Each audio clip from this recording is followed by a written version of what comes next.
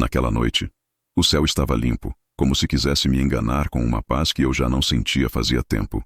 As luzes da varanda estavam acesas quando estacionei o carro antigo diante da casa da minha filha. Uma daquelas casas novas, frias, com uma fachada igual às outras. Tudo dentro de um condomínio que me parecia mais uma gaiola de luxo. "Hoje a gente quer você aqui com a gente, pai", ela disse pelo telefone na noite anterior. "Vai ser só um jantar simples. Eu e o Caio vamos cozinhar." Simples. Como se a palavra ainda tivesse algum peso vindo dela. Desde que minha esposa faleceu, os convites da minha filha haviam se tornado cada vez mais raros. Não que antes fossem frequentes, mas depois que ela se casou com o Caio, eles praticamente desapareceram. Um olá no Natal, talvez um feliz aniversário, apressado no viva voz. E agora, de repente, um jantar, num domingo, sem nenhum motivo aparente. Quando encostei o carro, notei que havia 2 taças de vinho sobre a mesa externa, ainda com gotas no vidro, como se tivessem sido abandonadas às pressas. Apertei o passo. A porta abriu com um rangido leve e a voz do Caio ecoou da cozinha. "Seu Cláudio, chega mais." A entonação forçada, como quem ensaiou uma frase para parecer natural. Minha filha veio logo em seguida, com um avental florido que nunca combinou com ela, e um sorriso que vacilou por uma fração de segundo quando me viu. "Pai, que bom que veio mesmo." Eu apenas abracei seu ombro de leve. O cheiro de alecrim e algo defumado tomava conta da casa. Mas havia outra coisa no ar, algo que nem a comida disfarçava. Um silêncio escondido nos cantos, uma tensão que os talheres polidos na mesa não conseguiam disfarçar. Sentamos. Caio fazia piadas, daquelas que ele sempre achou engraçadas e que nunca me arrancaram mais do que um sorriso educado. Minha filha ria baixo, como quem estava ali, mas com a cabeça em outro lugar. "Fiz uma sopa especial hoje, Sr. Cláudio", disse ele, colocando a travessa na mesa com certo orgulho. Receita da minha avó, leve, mas marcante. Olhei a tigela sendo preenchida diante de mim. Vapor subia em espirais lentas. A cor era bonita, mas meu estômago já não reagia mais à estética fazia muito tempo. E ainda assim sorri, porque sorrir é o que fazem os velhos que sabem demais. Enquanto mexia a sopa com a colher, notei o olhar do Caio pousando rápido sobre minha mão. Ele disfarçou. Pegou o próprio prato e voltou à cozinha dizendo que ia buscar o vinho. Minha filha se levantou também, apressada, dizendo que tinha esquecido os pães no forno. Fiquei sozinho à mesa, e foi nesse instante, nesse pequeno intervalo de solidão, que o som de uma gaveta sendo fechada com mais força me despertou. Vinha da cozinha, uma batida seca, como se algo tivesse caído e tivesse sido escondido às pressas. Não me levantei, apenas esperei. Eles voltaram sorridentes. Ela colocou os pães na mesa. Ele serviu o vinho, derramando algumas gotas sobre a toalha branca. "Desculpe, foi mal." Riu. A garrafa tilintou contra o vidro da taça. "Brindemos a união da família", disse ele, erguendo o copo. Toquei o meu na borda do dele sem dizer palavra. A colher voltou à minha mão. Mexi a sopa novamente. O aroma, agora, tinha um leve amargor. Um fundo metálico, discreto, quase imperceptível, mas que eu aprendi a reconhecer em meus anos de ex-militar. Um cheiro que não combinava com alho, cebola ou manjericão. Falei que precisava ir ao banheiro e me levantei com calma. Levei meu prato comigo. "Vou dar uma esquentadinha no micro-ondas antes esfriou." Justifiquei. Eles assentiram distraídos. Na cozinha, silenciosamente, troquei os pratos. O meu foi para o lugar do Caio. O dele, cuidadosamente manipulado, para o meu lugar. Voltei à mesa. Ninguém pareceu notar. Sentei-me com a tranquilidade de quem já caminhou entre minas terrestres. Peguei a colher. Observei o Caio encher a dele e levá-la à boca com entusiasmo. "Essa receita vai te surpreender, seu Cláudio", disse ele. Eu apenas sorri. E finalmente levei a sopa à boca. Não a minha, mas a dele. E ali, naquele instante, eu soube que aquela noite não era só um jantar. Era o começo de alguma coisa, de algo que ele queria que terminasse ali. Mas o que ele ainda não sabia é que quem tinha acabado de começar era eu. Não foi a primeira vez que ele tentou parecer generoso. O Caio era do tipo que precisava performar simpatia em público, como quem veste um figurino ensaiado demais. Mas naquela noite, Havia algo nos seus gestos que não se encaixava no personagem. Tudo começou segundos antes de servir a sopa. Quando voltou da cozinha com os pratos fumegantes, notei que ele segurava o meu com uma leve inclinação para o lado.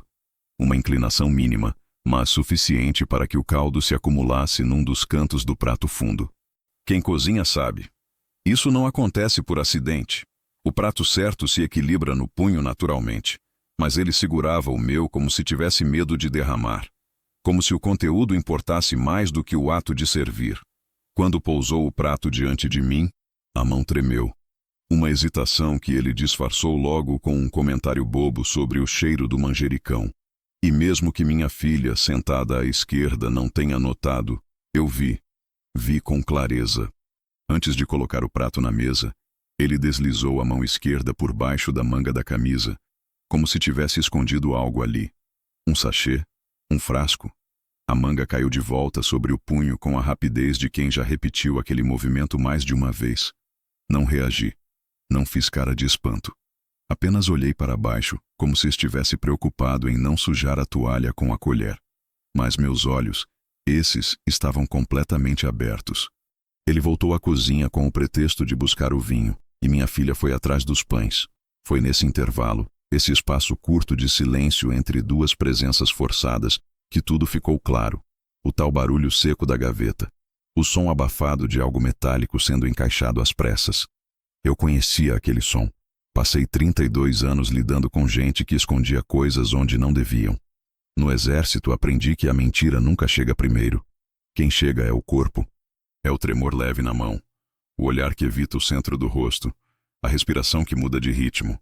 Quando voltei à sala com o prato trocado, ele já estava sentado à mesa novamente. Sorria, como se estivesse prestes a saborear uma vitória que só ele conhecia. A primeira colherada veio sem cerimônia. A segunda, logo em seguida. Eu ainda não tinha tocado na minha. Observava. O suor na testa dele não era do calor da sopa. Era um brilho sutil, mas traiçoeiro. Um sinal de que algo dentro dele começava a responder. Sua respiração mudou no quarto minuto. Não em volume, mas em cadência. Tornou-se irregular. E pela primeira vez naquela noite, ele parou de falar. Minha filha seguiu comendo, distraída, comentando alguma banalidade sobre um novo armário que haviam mandado instalar no escritório. Mas meu foco estava nele. No modo como seu pescoço ficou mais rígido. Como a mão esquerda começou a massagear discretamente o próprio abdômen. Como ele passou a mexer na sopa com a colher sem levá-la à boca. Tudo em silêncio. Tudo como uma orquestra que só eu escutava. Foi então que minha mente voltou, como um estalo, a uma tarde específica, 2 semanas antes, quando passei na casa deles de surpresa.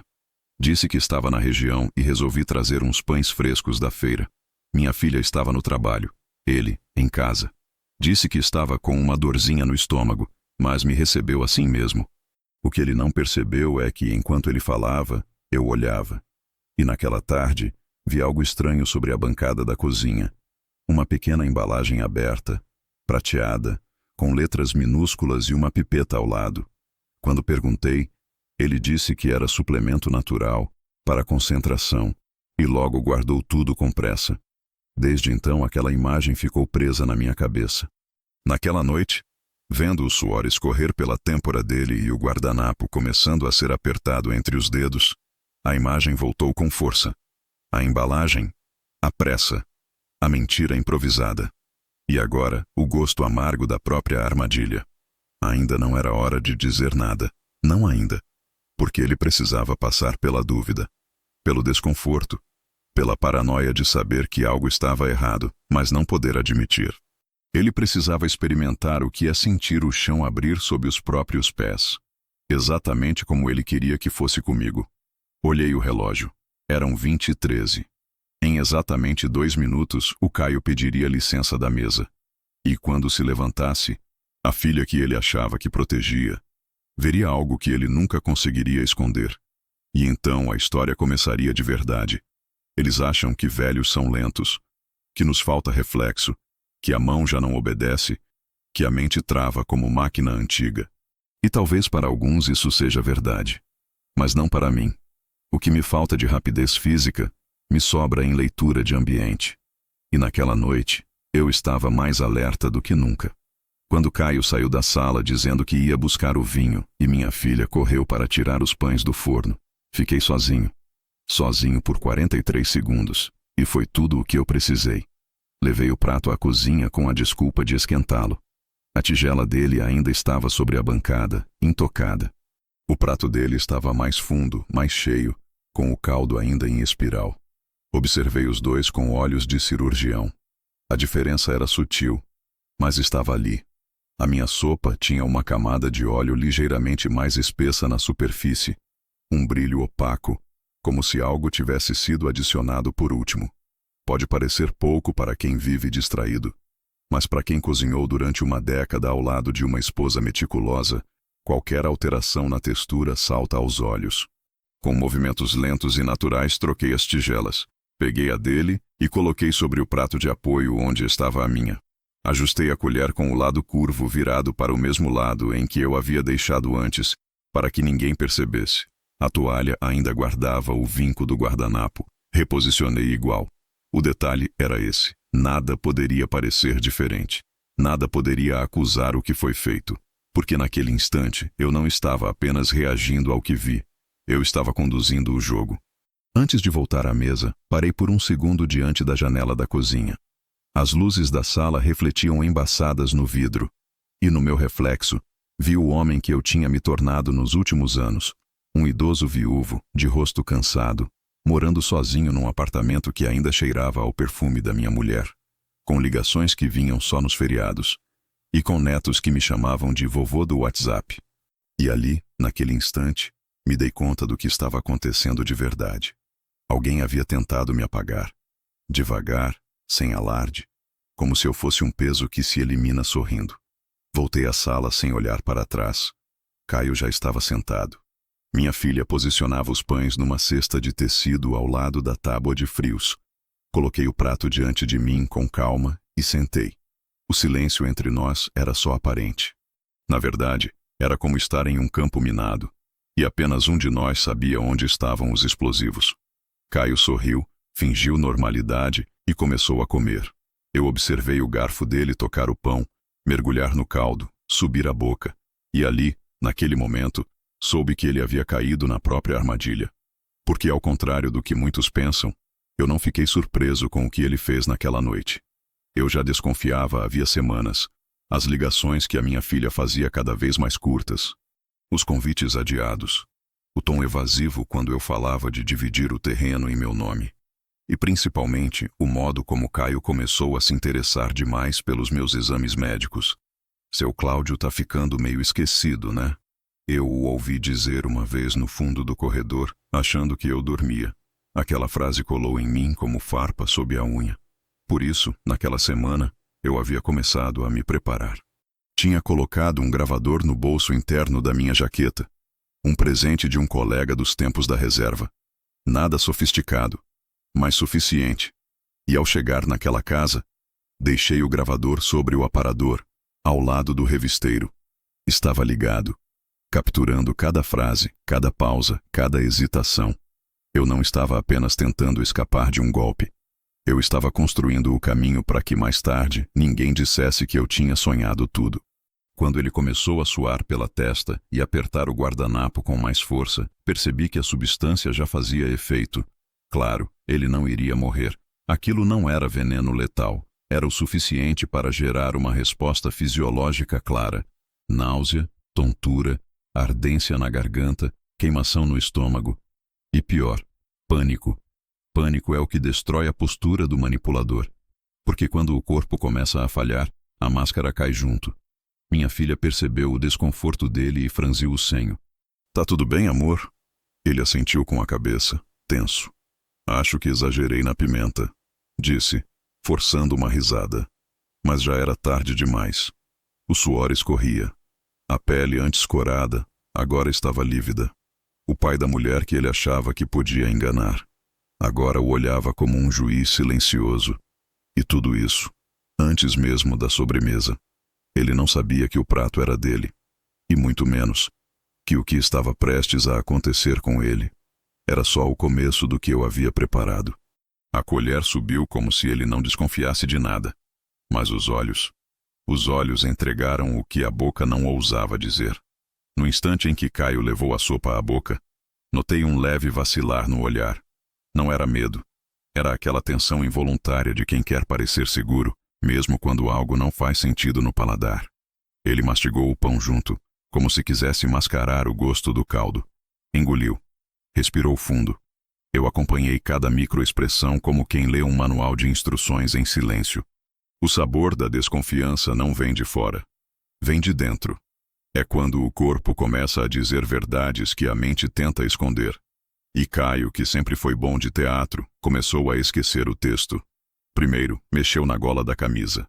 Depois, desviou o olhar para a janela. E então, tentou retomar a conversa com uma pergunta qualquer sobre futebol. Mas a voz falhou na primeira sílaba. Minha filha, sentada entre nós, ainda distraída com o vinho, riu e respondeu como se nada estivesse acontecendo. Mas eu vi. Vi o início do colapso. E não desviei os olhos. O que mais me impressionava não era o efeito da substância, e sim o silêncio entre os efeitos, o espaço entre uma colherada e a próxima, o instante em que ele percebeu que havia algo errado, mas ainda tentava racionalizar. Típico de quem se acha no controle. Ele olhava a sopa como quem revira uma lembrança, buscando o ponto exato em que tudo saiu do script. Talvez estivesse tentando lembrar se tocou a travessa antes de servir, ou se esbarrou em algo que não devia. Mas jamais imaginaria que o erro foi subestimar o velho da mesa. Na terceira colherada, ele parou. Encostou as costas na cadeira. A mão esquerda apertou a beirada do prato, como quem tenta se ancorar. O suor já era visível acima das sobrancelhas. E então veio a tosse. Seca, curta, rápida. Não alarmante o suficiente para chamar atenção, mas clara o bastante para quem sabe o que está observando. Minha filha perguntou se ele estava bem. Ele sorriu e respondeu: "Só engasguei." E naquele só, eu reconheci o medo. A partir dali, o jantar se tornou um teatro de pausas. Ele não tocava mais no prato. Eu também não. Minha filha, confusa, tentava puxar assunto. Falava do trabalho, dos planos de viajar no fim do ano, dos amigos que compraram um sítio em Atibaia. Tudo assuntos soltos, sem peso. Mas o peso estava todo ali, no meio da mesa, flutuando entre um prato e outro, como um fio invisível de acusação. A garganta de Caio começou a ficar mais seca. Ele se serviu de água 2 vezes. Na segunda, derrubou algumas gotas ao tentar encher o copo. "Desculpa", disse, enxugando a mesa com o guardanapo. A mão tremia. Era discreto, mas já não dava para esconder. Sua respiração estava mais curta, os olhos marejados, mas não de emoção. Era o corpo reagindo à substância. Nada letal, nada permanente, mas o suficiente para derrubar as paredes da segurança. A substância que ele colocou na minha sopa, e agora provava na dele, era um composto leve, mas poderoso. Provocava queimação no estômago, dilatação nas pupilas e um desconforto intenso nas vias respiratórias superiores. Algo que eu já tinha ouvido falar nos corredores da caserna anos atrás, quando um colega do batalhão contou que alguns seguranças de alto escalão usavam algo parecido para simular intoxicação em interrogatórios. Não era ilegal, mas era cruel. E Caio provavelmente achou que funcionaria bem em um homem velho, sozinho, frágil. Achou que eu engoliria calado, e quando a tontura chegasse, seria interpretada como AVC, como idade, como desgaste. Ele só não contava que quem iria sentir tudo isso era ele. Por isso me mantive calado. Meu prato, ainda cheio, repousava diante de mim como uma armadilha desativada. O dele, agora vazio, era um registro do próprio erro. Observei com calma enquanto ele se levantava lentamente, murmurando algo sobre ir ao banheiro. "Só para lavar o rosto tô com calor", disse. A voz já vinha mais baixa. Os olhos evitavam contato direto. Minha filha perguntou se ele queria ajuda. Ele negou com a mão e seguiu pelo corredor, passos arrastados, uma leve curvatura nas costas que não existia antes. E eu fiquei ali, sentado, olhando para os restos do pão, para o guardanapo amassado, para a cadeira ainda quente, sabendo que a partir daquele momento não haveria mais volta. Ele entrou no jogo, mas não sabia que o tabuleiro já estava montado antes mesmo do convite para o jantar. O relógio marcava 20h28. Faltavam menos de 5 minutos para que tudo o que ele achava que controlava começasse a escapar por entre os dedos. Ele voltou do banheiro com o rosto molhado, o cabelo desarrumado e um sorriso que tentava desesperadamente manter as aparências. Mas o corpo dele já não obedecia mais à encenação. O andar, antes ereto e calculado, agora parecia o de alguém que caminha sobre piso instável. A camisa, antes impecável, estava colada ao peito pelo suor. E por trás do sorriso forçado, havia um vazio nos olhos. Um vazio que eu conhecia bem. Era o mesmo que vi, anos atrás, em um colega de farda que caiu de exaustão depois de 40 horas de missão ininterrupta. Era o corpo suplicando por rendição. Minha filha levantou assim que o viu. Você está pálido, amor. Quer deitar um pouco? Ele balançou a cabeça. Tô bem. É só o calor. Acho que exagerei na sopa. Sorriu. Mas foi o último sorriso que ele conseguiu sustentar. O colapso veio sem aviso. Ele deu um passo em direção à cadeira, tentou se apoiar na borda da mesa, mas o braço cedeu no meio do caminho. A tigela quase vazia escorregou para o lado e tombou, espalhando o resto do caldo pela toalha branca. O som da cerâmica rachando no chão ecoou seco. Minha filha gritou. E Caio caiu com ele. Um baque surdo, forte, direto contra o piso de porcelanato. Os joelhos dobrados, o corpo torto, a cabeça de lado, os olhos abertos, mas sem foco. Ela correu até ele de joelhos, tocando seu rosto, sacudindo seus ombros. Caio! Caio, fala comigo! Meu Deus! Pai, ajuda! Liga pro SAMU, pelo amor de Deus!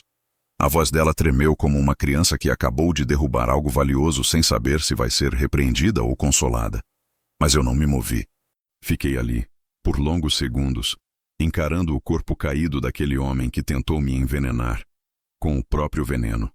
Depois de uma pausa medida, levantei devagar. Tirei o celular do bolso, disquei 192 e informei os dados com clareza militar.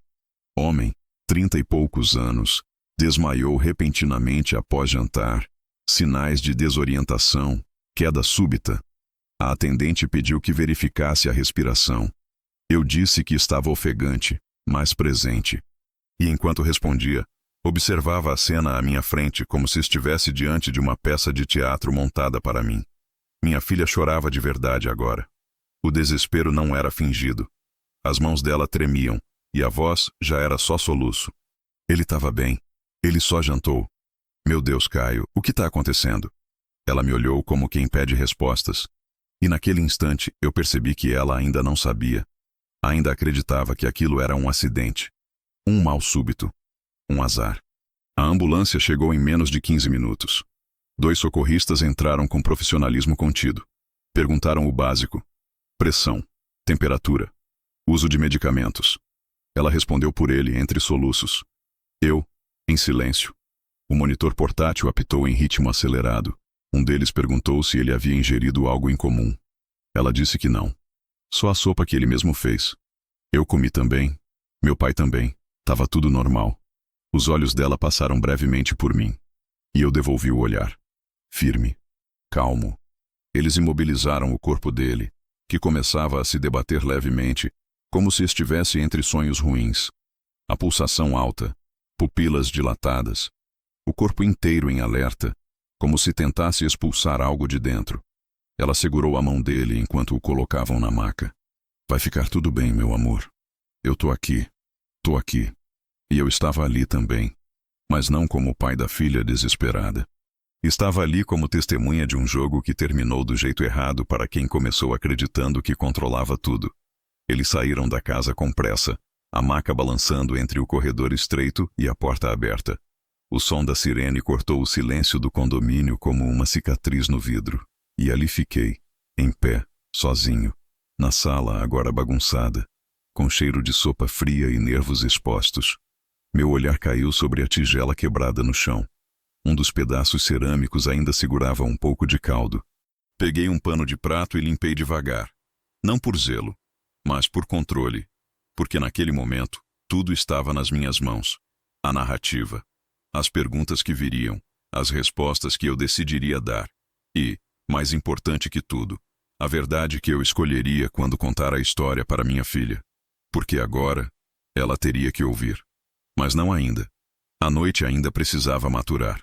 O caos era só o primeiro estágio. O que vinha depois era o desmonte.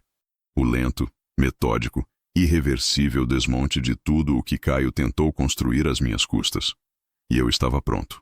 Na manhã seguinte, quando minha filha me ligou do hospital dizendo que ele estava em observação, que os médicos ainda investigavam a causa da crise e que talvez tivesse sido algo que ele comeu errado, eu apenas murmurei tomara que não seja nada grave. A voz dela vinha cansada, hesitante, misturada com o som de fundo de monitores e passos apressados de enfermeiros. Ele disse que estava tonto, com ardência no estômago. Será que ele tem alguma intolerância nova e não sabia? Eu não respondi de imediato, porque no fundo ela não falava comigo. Falava consigo mesma, tentando encontrar explicações que não soassem como punição. A pior coisa é tentar salvar alguém que plantou a própria armadilha. Mas o que ela não sabia, e ele também não, era que aquilo tudo já estava previsto, calculado.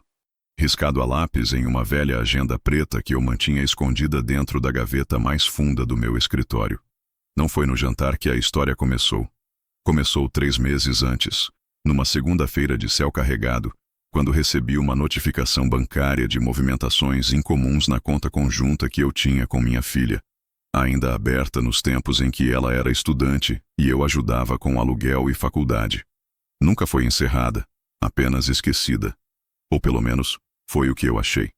As transações estavam em nome dela, mas os saques eram em espécie, feitos em caixas eletrônicos próximos de onde Caio trabalhava.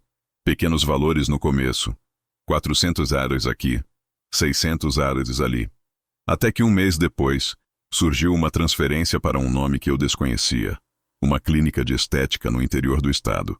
Liguei para o gerente do banco, pedi extrato impresso e comecei a marcar tudo à mão. Quando confrontei minha filha de forma sutil, ela disse que não lembrava de movimentações recentes, que talvez fosse uma taxa antiga, automática, que ia verificar.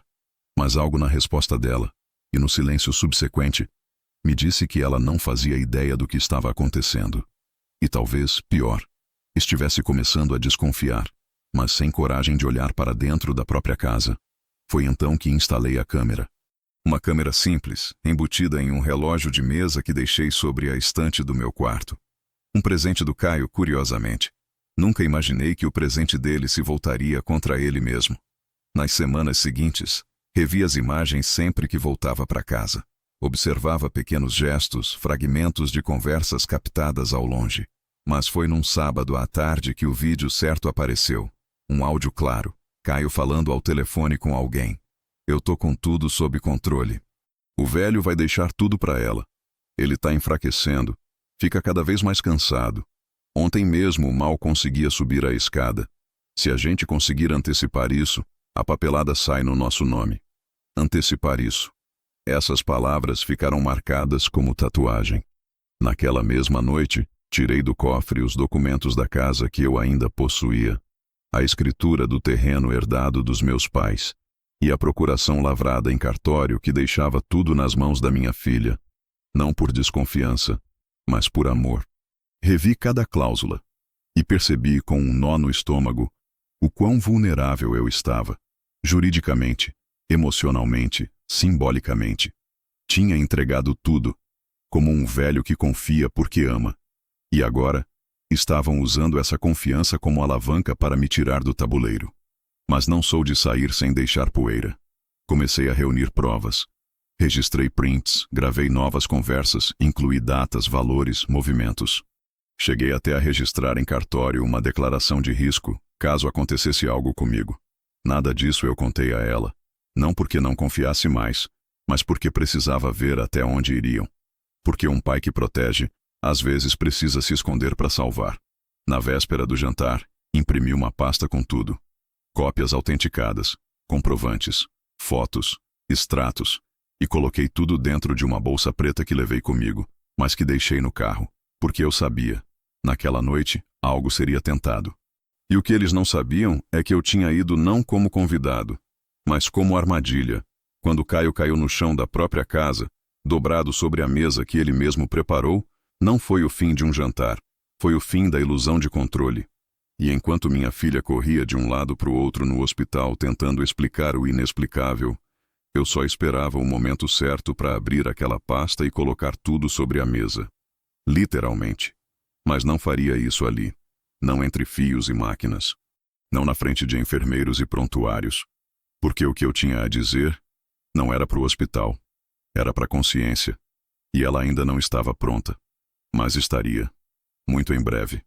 Quando entrei no hospital naquela tarde, não foi como parente aflito. Entrei como um homem que carrega um dossiê no bolso e uma sentença nos olhos. Caminhei pelo corredor com passos lentos, observando os rostos pálidos e as portas semi-abertas. O som de monitores cardíacos misturava-se ao cheiro de desinfetante e cansaço.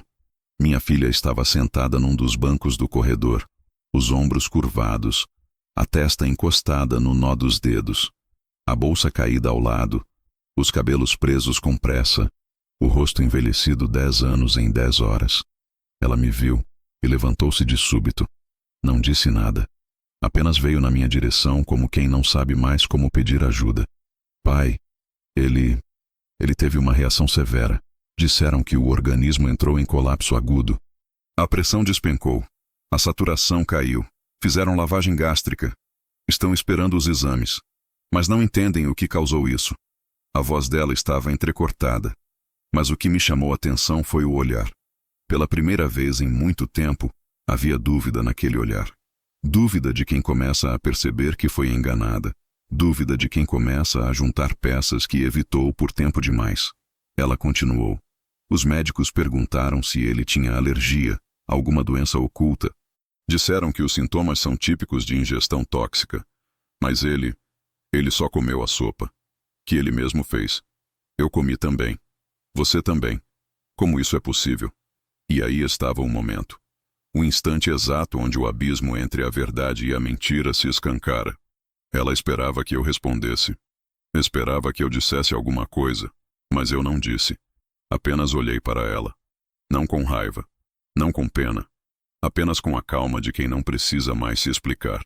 E naquele olhar, deixei que ela visse tudo.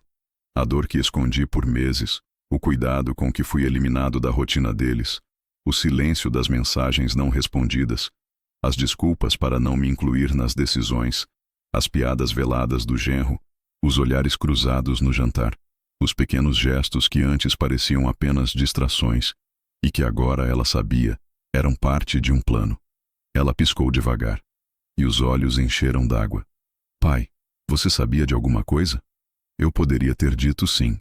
Poderia ter tirado a pasta do bolso, aberto folha por folha ali mesmo, diante de uma cadeira de espera e uma máquina de café. Mas não era a hora. Eu apenas me sentei ao lado dela. E no silêncio, respondi tudo. Ficamos ali por 20 minutos, sem dizer nada. Ela olhando para a parede à frente, eu olhando para as próprias mãos. Quando a enfermeira surgiu na porta e disse que poderíamos vê-lo por alguns minutos, nos levantamos juntos como dois estranhos que compartilham um segredo que ainda não sabem como nomear. Entramos no quarto. O Caio estava ali, deitado, sem soro, com os olhos semicerrados, a voz rouca e a expressão de quem já sabe que foi visto. Ele me viu primeiro e por um instante desviou o olhar. Depois olhou de novo e tentou falar. Não pediu desculpas, não fez piada, não tentou se defender. Apenas olhou. Um olhar pesado, cheio de uma culpa que ainda não tinha coragem de confessar. Minha filha se aproximou da cama e segurou sua mão. Tá tudo bem agora, amor. Você tá melhor. Ele assentiu, mas o gesto era vazio, sem convicção. Ele sabia que não estava tudo bem. Sabia que a presença dela no quarto era um fio frágil que ainda restava, e que a minha era o martelo que poderia cortar esse fio a qualquer momento. Não trocamos uma palavra, mas o que trocamos foi definitivo. Ele sabia que eu sabia, e pior, sabia que eu tinha deixado ele chegar até ali. Sabia que eu não tinha interrompido, nem gritado, nem exposto. Eu havia observado, registrado, aguentado, até o exato momento em que a própria mão dele levou a colher à boca. E agora, ele estava preso num corpo que ainda tremia, diante de um homem que ele achava que ia enterrar discretamente. mas que agora era sua testemunha viva. Quando saímos do quarto, minha filha andou na frente. E quando me virei para olhar uma última vez, vi os olhos dele me seguindo, como os de um prisioneiro que não sabe qual será a sentença, mas que já entendeu que não escapará dela. Lá fora, o céu começava a escurecer. O mesmo céu da noite anterior. A cidade seguia com sua indiferença habitual. Carros, buzinas, o mundo girando como se nada tivesse acontecido. Mas dentro de mim, eu sabia. A hora do silêncio estava terminando. E a hora da verdade estava chegando. A diferença é que desta vez, quem ia decidir como a história seria contada era eu. 2 dias se passaram em silêncio. Nenhuma ligação. Nenhuma mensagem. Eu sabia que minha filha não ligaria, não por raiva, mas por vergonha. Porque às vezes o silêncio é o único espaço onde conseguimos reorganizar o que destruímos sem perceber. E eu respeitei isso. Me mantive em casa, na poltrona de couro que range quando me viro, assistindo a luz mudar no teto da sala. Não era espera, era vigília. Eu não precisava correr, porque a verdade já vinha vindo. Na manhã da quarta-feira, meu celular vibrou com uma mensagem dela, curta, formal. Pai, saiu o resultado dos exames. Podemos conversar. Respondi com uma frase ainda menor. Estou em casa. O carro dela parou em frente ao meu prédio às 14h07. Ela subiu sozinha, sem maquiagem, com um envelope pardo na mão. Entrou devagar. Não pediu abraço, não quis café. Sentou-se na cadeira de frente para mim como quem tem algo importante nas mãos e não sabe por onde começar. Eles analisaram o conteúdo do estômago, disse. Fizeram uma triagem toxicológica completa e encontraram... Ela não terminou a frase. Abriu o envelope, tirou o papel e estendeu para mim. Eu não me mexi, apenas olhei. No topo, o logotipo do hospital. Abaixo, os dados clínicos. Nome, horário de internação, prontuário. E no fim da segunda página, a palavra-chave. Captopril alterado com veículo suspensor etílico não prescrito. Uma substância normalmente usada para criar sintomas de colapso cardiovascular leve a moderado, mas que, em doses erradas ou combinadas com álcool, poderia simular até um princípio de infarto. Fechei os olhos por um instante. Não de surpresa, mas de confirmação. Ela continuou. O médico disse que essa substância não é comum, que geralmente é manipulada por conta própria, e que seria praticamente impossível ter sido ingerida por engano, principalmente se misturada a alimentos quentes. A voz dela tremeu. Ele perguntou se o Caio tomava algo do tipo. Se fazia uso de medicamentos não prescritos. Eu disse que não. E então, ele me olhou daquele jeito que os médicos olham quando já sabem a resposta, mas esperam a mentira. Ela começou a chorar em silêncio. Eu não me levantei. Não disse, vai passar. Porque não ia. Não ainda. O Caio não quis explicar nada, ela disse. Disse que não lembra de ter posto nada na sopa. Disse que deve ter sido algum erro. Uma coincidência. Ela riu seco. Uma coincidência. Ficamos ali, os dois em silêncio, por minutos longos. Eu ainda não tinha pegado o laudo com as mãos. Não precisava. A frase já estava gravada na memória. E o que me interessava não era a substância. Era o que ela representava. Intenção. Isso não era imprudência. Não era acidente. Era ação. Era método. Era alguém tentando parecer cuidadoso enquanto eliminava, aos poucos, o que considerava um peso. Pai, ela disse com a voz embargada. Você sabia. Eu a encarei. Você sabia que ele não gostava de você. Você sabia que ele podia fazer algo assim. E então, depois de semanas, meses talvez, ela me perguntou o que precisava ser perguntado. Por que você não me contou antes? E aí eu peguei a pasta, a mesma que estava no porta-luvas no dia do jantar. Coloquei sobre a mesa, abri. Um papel por vez. Extratos. Fotos. Recibos. A transcrição do áudio. O print da conversa. O nome da clínica. O falso recibo de aluguel pago em dinheiro. E por fim, a cópia da gravação da ligação em que Caio dizia que antecipar meu fim resolveria a vida deles. Ela olhou tudo, em silêncio, por quase 1 hora. Virava página por página como quem toca os destroços de uma casa após um incêndio. Nenhuma palavra, nenhuma pergunta. Até que finalmente, ao final da última folha, ela sussurrou: "Ele tentou matar você." E eu apenas disse: "Não. Ele tentou apagar a parte de mim que ainda resistia." Ela olhou para mim com olhos diferentes, não de filha, mas de alguém que vê, pela primeira vez, o homem que o pai é quando deixa de ser só um velho na poltrona. E naquele instante, ela entendeu tudo, mas eu não queria consolo, nem admiração. Eu queria que ela visse com clareza, porque o que viria depois exigiria isso. "Você vai denunciar?" Ela perguntou com a voz baixa. Eu levantei devagar. Peguei o laudo. Guardei de volta na pasta. "Ainda não", disse. "Mas ele vai saber que eu sei. E vai ter que decidir o que fazer com isso.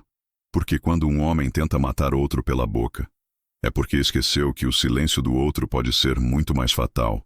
Ela assentiu, com os olhos ainda embaçados. E ali, naquela sala silenciosa, deixei que a verdade se assentasse no peito dela. Sem dramatização. Sem discurso. Porque naquele ponto da história, a justiça já tinha começado. E o próximo passo não seria gritar. Seria dar o golpe final. Não precisei avisar que iria.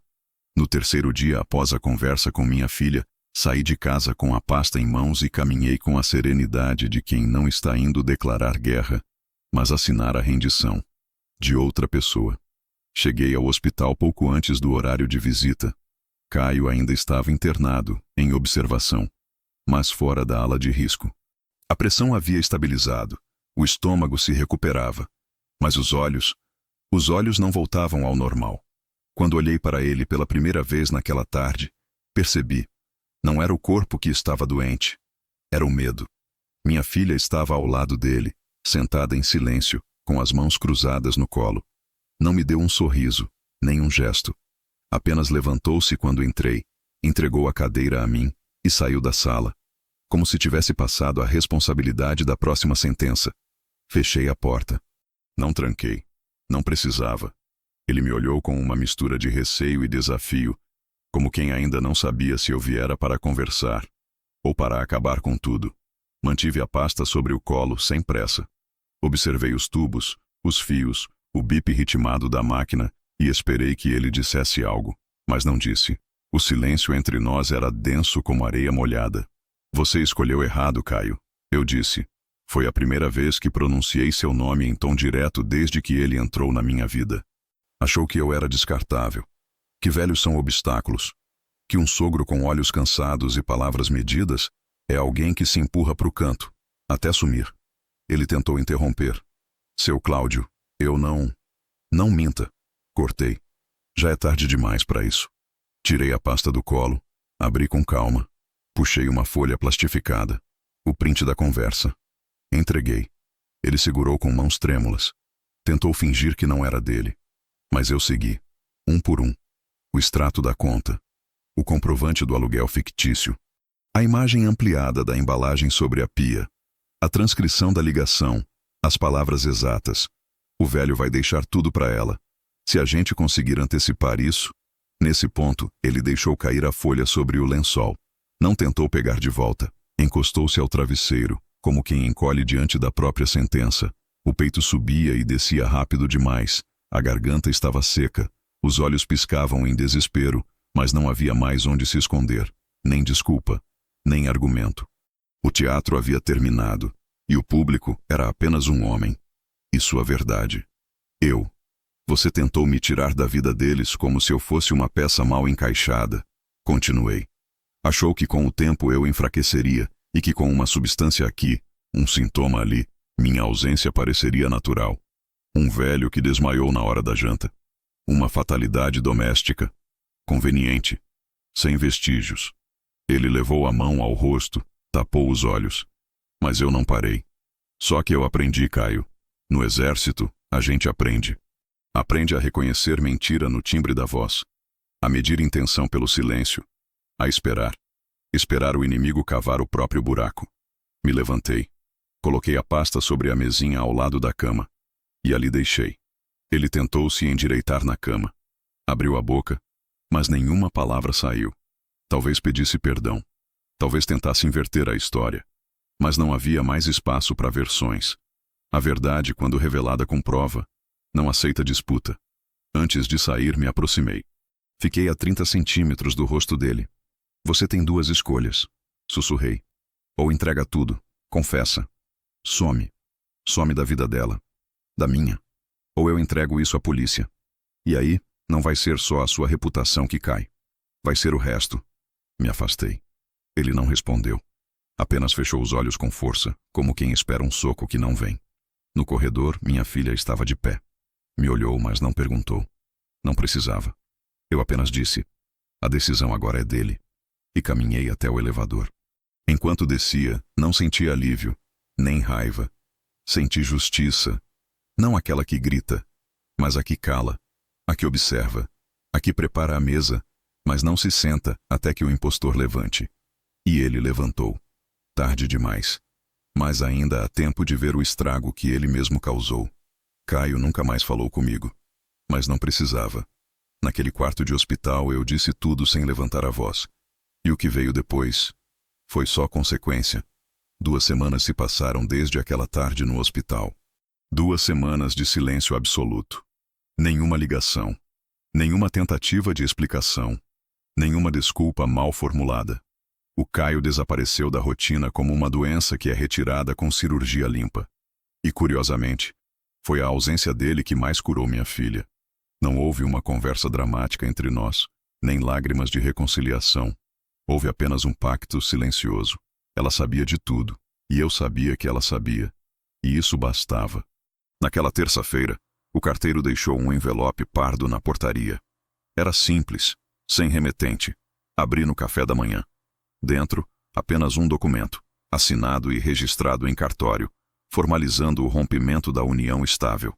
Caio havia ido embora. Sem fazer escândalo. Sem direito a bens. Sem contestação. Era a forma dele dizer que entendeu. Não por arrependimento, mas por medo do que viria, caso escolhesse o caminho da mentira mais uma vez. Eu guardei o papel na mesma pasta preta. Aquela que já não precisava mais sair de casa. E naquele mesmo dia, caminhei até o cartório do centro e fiz o que devia ter feito há meses. Revoguei a antiga procuração. Atualizei meu testamento. Registrei minha herança futura para uma única instituição, uma fundação de apoio a idosos vítimas de violência doméstica. Não deixei carta, nem explicação, porque às vezes o recado está justamente em quem você decide deixar de fora. Minha filha, aos poucos, voltou a me visitar. Começou a aparecer nas quartas-feiras à tarde, com bolos simples e olhos ainda tímidos. Não falávamos do passado. Apenas regávamos plantas, assistíamos aos noticiários, comentávamos os erros dos políticos. Ela ria menos, mas quando ria, era mais honesto. E certa tarde, deixou escapar. Você não me puniu, pai. Eu não respondi. Porque ela mesma já sabia que punição não era o que eu queria. O que eu sempre quis foi respeito. E isso não se exige. Se conquista. E às vezes, se recupera com uma ausência. Os vizinhos me perguntavam o que houve. Eu sorria e dizia: decidi colocar a casa em ordem. E era verdade. Mas não falava da casa de tijolos. Falava da outra. Aquela que mora na cabeça, que carrega mágoas, portas trancadas, palavras entaladas. E agora, finalmente, estava limpa. Certo dia, passeando pelo mercado municipal, passei em frente a uma banca de livros usados. Um volume amarelado me chamou a atenção. O Velho e o Mar, de Hemingway. Folheei por instinto. E parei numa frase sublinhada. O homem pode ser destruído, mas não derrotado. Fechei o livro, paguei em dinheiro, e naquele mesmo dia, comecei a reler tudo com olhos diferentes. Porque agora eu entendia. Eu havia sido alvo de um plano covarde. Mas jamais fui fraco. Fui paciente. Fui preciso. Fui juiz. E ao contrário do que muitos pensam, a maior força de um velho não está nos braços. Está no tempo. No tempo que ele aprendeu a esperar. No silêncio que ele aprendeu a usar como arma. Hoje, moro em paz. A casa é pequena, mas cabe tudo o que importa. Um sofá que não range mais, um rádio que toca jazz baixo, um jardim que volta a florescer. Não espero desculpas, não busco reconciliação. O que construí a partir daquele jantar foi mais que uma resposta. Foi um novo nome para mim mesmo. Eles tentaram me chamar de fardo. Hoje, sou alicerce. E isso, ninguém tira.